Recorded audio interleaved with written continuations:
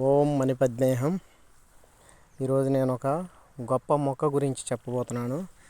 ఇది చాలా శక్తివంతమైన మొక్క. ఎంత శక్తివంతమైందంటే కొన్ని మొక్కలకి వాటికి చాలా శక్తి ఉంటుంది. అవి ఈ వాతావరణం నుంచి, ఈ ప్రకృతి నుంచే అవి పుట్టుకతోనే ఆ శక్తిని పొందుతాయి. అయితే ఈ మొక్క వల్ల ఎలాంటి ఉపయోగాలు ఉంటాయంటే, బద్ధ శత్రువులుగా ఉన్నవాళ్ళు, అంటే కొంతకాలం కలిసి ఉండి విడిపోయి ఎన్నో గొడవలు జరిగి వాళ్ళంతా విడిపోయి ఉంటారు. వాళ్ళు విడిపోయినారని చూసి పక్కన వాళ్ళు కూడా ఆనందపడే వాళ్ళు చాలామంది ఉంటారు. అలా విడిపోయిన వాళ్ళు ఎవరైతే ఉంటారో వాళ్ళు ఇప్పుడు నేను చెప్పిన విధంగా ఈ పరిహారం చేసి ఈ మొక్కకి పూజ చేసుకుంటే ఆ దోషం అనేది తొలగిపోయి వాళ్ళు చాలా గతంలో లాగా కలిసి ఉంటారు. మళ్ళీ అది ఇద్దరు మగవాళ్ళైనా అవ్వచ్చు, విడిపోయిన వాళ్ళు, స్త్రీ పురుషులు ఎవరైనా సరే, ఎవరైనా ఈ పరిహారం చేయవచ్చు. ఈ మొక్క పేరు తెల్ల జిల్లేడు తెల్ల జిల్లేడు అంటారు. అయితే ఈ మొక్కని మనకు తెలిసి ఇళ్ళ దగ్గర కూడా కొంతమంది ఏం చేస్తారంటే ఇంటి ముందు నాటుతూ ఉంటారు. ఎందుకంటే ఈ మొక్క మనకి దిష్టి, నరఘోష అనేవి మన ఇంటి వైపు రాకుండా కాపాడుద్ది అనేది ఇది పూర్వకాలం నుంచి ఉన్నది, గ్రంథాల్లో కూడా చెప్పబడి ఉంది.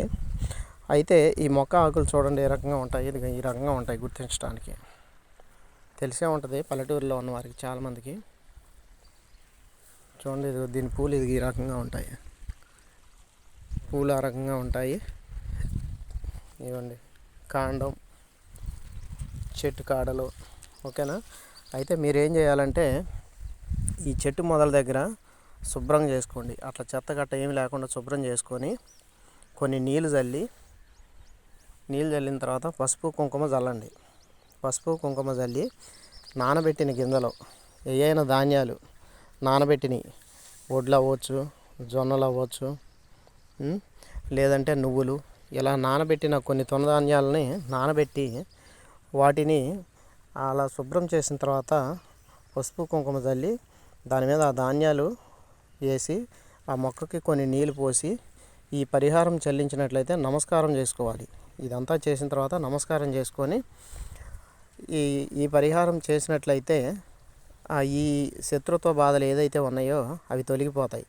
అయితే ఒక విషయం ఏంటంటే, ఈ పరిహారం చేసేటప్పుడు ఇలా ఈ ధాన్యాలు ఇవన్నీ నీళ్ళు చల్లి పసుపు కుంకుమ వేసి ధాన్యాలు పోసి నీళ్ళు పోసిన తర్వాత మీకు ఏ వ్యక్తితో అయితే శత్రుత్వం ఉందో ఆ వ్యక్తి పేరుని ఆకుపైన రాసి ఆకు దగ్గర అంటే ఒక వ్యక్తి చెవిలో ఎలా చెప్తామో ఆ రకంగానే ఈ ఆకు దగ్గరికి వెళ్ళి, ఏదైనా ఆకు, ఇప్పుడు సపోజ్ ఈ ఆకు ఉంది కదా, ఈ ఆకుని పట్టుకొని ఈ ఆకు దగ్గరికి వెళ్ళి ఇలా ఈ ఆకు దగ్గర ఆ వ్యక్తి పేరు చెప్పి మనం ఓం మణిపద్మేహం అనే మంత్రాన్ని పఠించాలి. ఓం మణిపద్మేహం అనే మంత్రాన్ని పఠించినట్లయితే మీకు ఉన్న దోషాలన్నీ తొలగిపోయి మీరు యథామావులుగా ఎప్పటిలాగానే మళ్ళీ కలిసిమెలిసి జీవిస్తారు. ఓం మణిపద్మేహం.